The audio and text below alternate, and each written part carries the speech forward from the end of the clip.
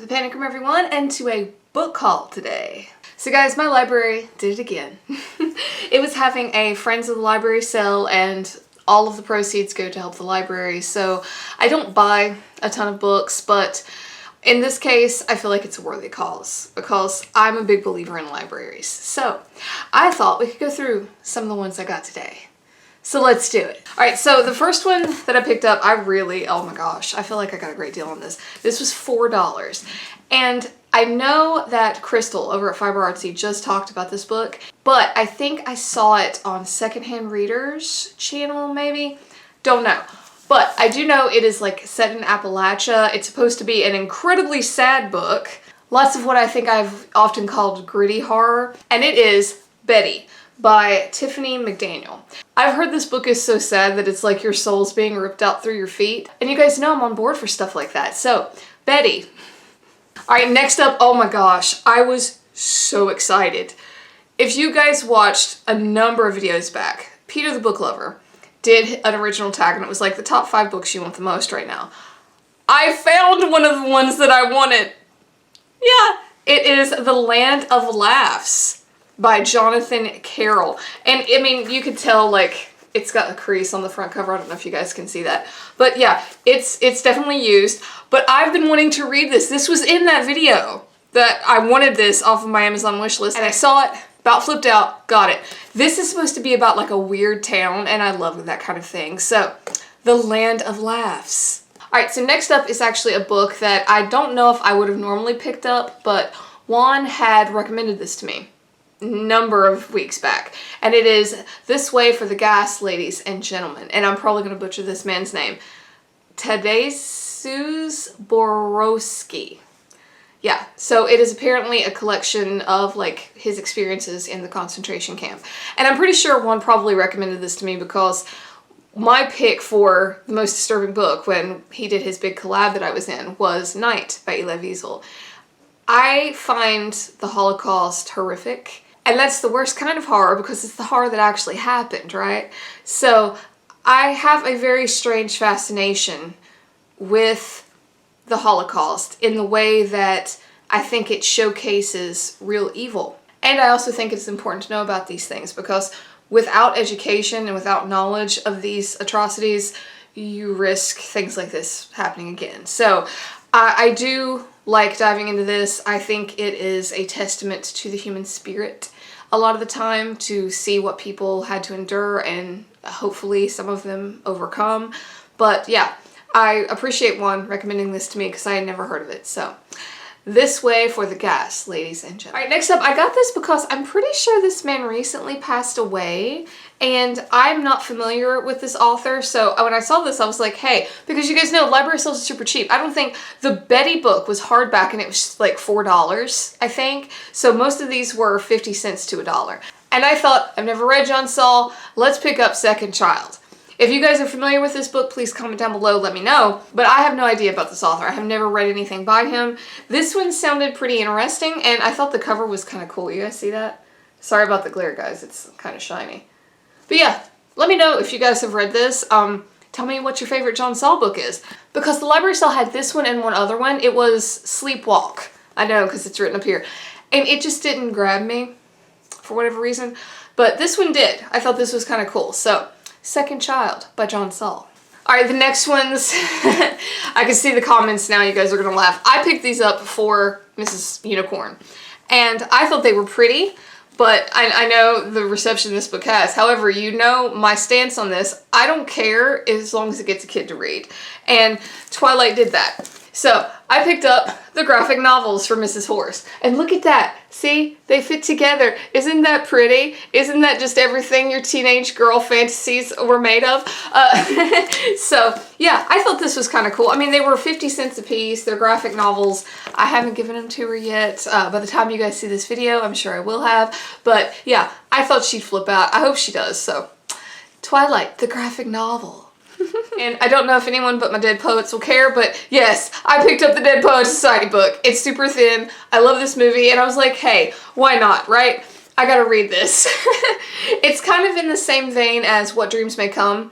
Oddly enough, they both have Robin Williams in them, and that wasn't like by choice. It's just the man's a damn fine actor, and those are really good movies. So yeah, The Dead Poets Society. I figured this will be like a nice quick little read. And in that same vein, I was not going to get this.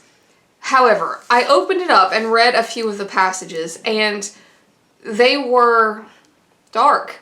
That's really the only thing I can think to say. They embodied what I enjoy in poetry, and that was the complete poetry of Robert Frost. I'm familiar with Robert Frost, but not, of course, his complete work, so I thought this was pretty cool. This was $1. So, yeah, I mean, why not, right? You know, and I think it would be cool. You know, we've kicked around the idea of doing, like, classic night for our Dead Poets live streams, so I thought this would be great for something like that. So, the poetry of Robert Frost. Okay, so the next one is completely David Wiley's fault. He was reading this, and I want to say he said in a comment that he could see me liking it. And yes, it is a graphic novel, but it is monstrous. I mean, it sounds like something I'd read, doesn't it? And it was beautiful. I opened it up, you know, you got monsters like that, right? So, I mean, it looks like something I would really enjoy. And for 50 cents, I was all on board for it. So, I figured it's a quick read. David's got pretty good taste. I figured for 50 cents, I couldn't pass it up. So, monstrous. All right, I was saving like one of the best ones for last. So, the next one is a kid's book. And you guys know, I think by now, I've only done maybe, is this my third haul? I know I don't do many, but when I go to library sales or I go to sales like this, I always look at the kids' books for my little Library of Horror series. And it's the weird. I look for the weird, the strange, right? The ones that I feel like would fit well. This book, I don't know what it was. I was just like, this is out there. And it is Waiting for Chicken Smith. Take it in. Waiting for Chicken Smith. As I read through it, it's real strange. Like, you don't get a whole lot of answers here.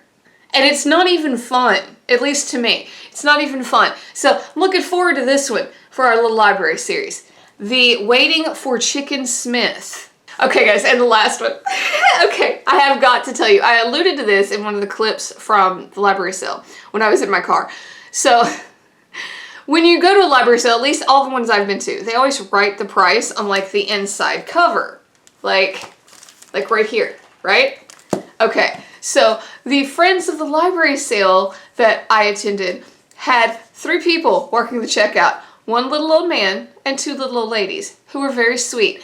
And they looked like your stereotypical, I have a pie cooling on the windowsill kind of cute little old ladies, right?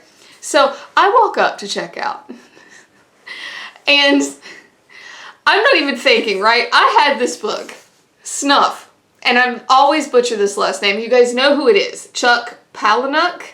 I feel like I always butcher his last name. Either my twang or the way I'm saying it. So I had this, and I knew exactly what the inside cover looked like because I had opened it and was like, oh, that looks great. Not to mention I know what this usually refers to, this title. I had forgotten, in the short amount of time, this is what, you don't get old kids, it's terrible. I had forgotten what the inside cover looked like by the time I got to the checkout. When she opened it, the poor little woman, she opened it and then like did a double take and like opened it again, like did one of these numbers. Right? You know what I'm talking about. Okay, if you're under the age of 18, look away because I gotta show you the inside cover. It's not, it is graphic. What am I saying? It is graphic. Not like in your face graphic, but I'm going to show it real quick. If you want to like look closer and see if you can figure it out, pause video. Did you see it? It reminded me, did you guys ever watch The Birdcage? I don't know why it's Robin Williams Day in my brain today. So in that movie, there's a scene where they're eating soup out of these bowls that have illicit images on it. And that's what this reminded me of because it's exactly like the kind of print that was, well, not exactly, but it's the kind of print that was going around the bowls. So that's what the inside cover of Snuff reminded me of. And that poor little woman, you know, she was like scandalized at the inside cover of Snuff by Chuck Palahniuk. But it made me laugh. It was all I could do. I was like, oh God.